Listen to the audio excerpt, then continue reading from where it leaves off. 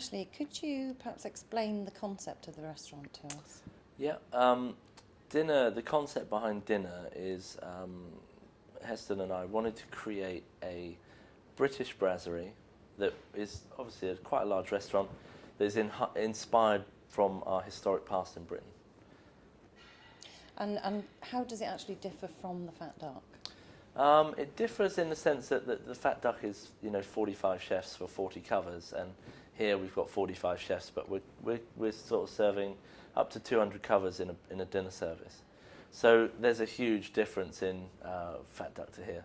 Same techniques and ethos behind the way we work, but in a completely different way. This is much more simple, much more brasserie-like in a way, as opposed to the Duck. And where do the ideas for the recipes come from? The ideas come from, various places. There's the food historians at Hampton Court Palace. We have another historian up in the Lake District called Ivan Day.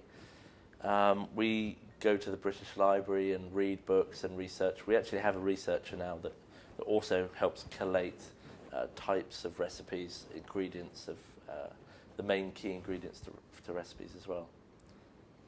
And the recipes, are they authentic dishes, or have you put a modern twist on them? Well, the recipes themselves are more...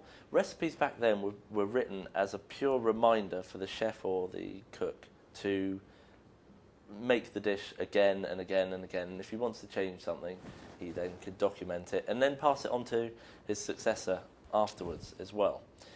Now, this mainly happened in the large houses and palaces, the people that had money for staff.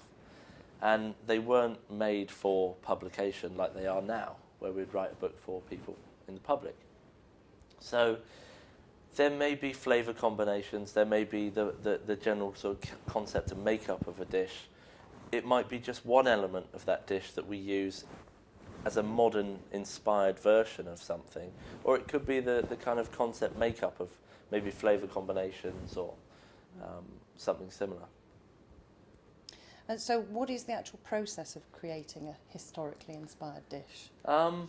It can be really fast and it can be really slow. It's like asking you to come up with something right now. You might not have that idea.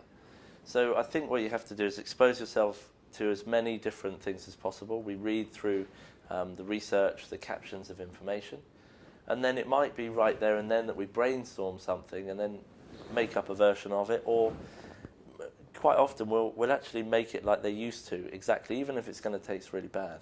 And then just look at how we can then move that on that works for our concept here.